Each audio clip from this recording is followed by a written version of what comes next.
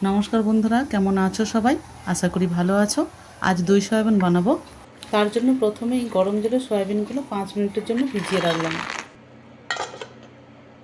5 minute পর জল থেকে সয়াবিনগুলো তুলে নিয়ে ছেঁকে নিয়েছি। এখন কড়াইতে তেল দিয়ে সয়াবিনগুলো হালকা করে ভেজে নেব।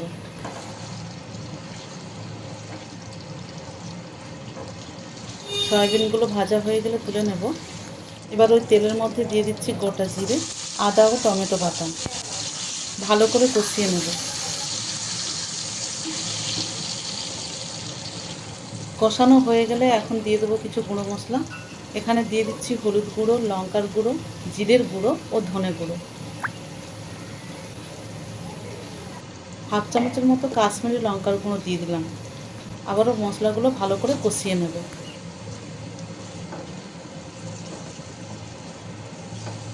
মশলাগুলো ভালো করে কষানো হয়ে গেছে। এখন ধনে পাতা দিয়ে দেব।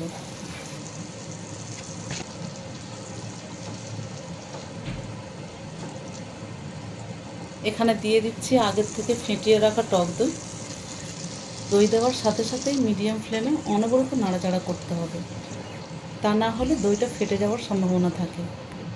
এরপর দিয়ে দেবো স্বাদ মতো লবণ ও স্বাদ মতো চিনি।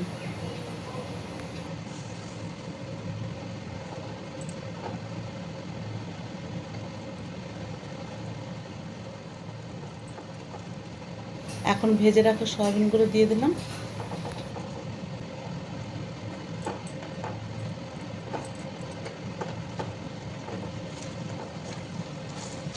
মশলা ধোয়া জলটা দিয়ে দিলাম।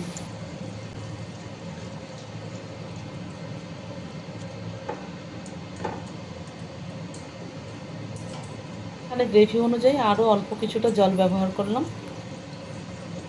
এখন 5 মিনিটের জন্য ঢেকে নেব। 5 মিনিট পর দই সয়াবিন আমার একদম রেডি।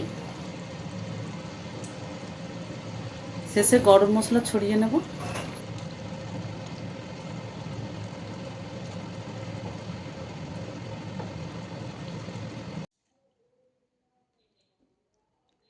এইভাবে দই সয়াবিন বানিয়ে দেখুন বন্ধুরা, যেমন নরম হবে তেমনি খেতেও খুব সুন্দর লাগবে।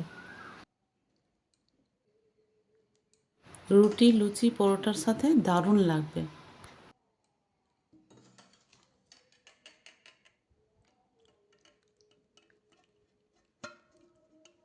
অসংখ্য ধন্যবাদ বন্ধুরা ভিডিওটি দেখার জন্য।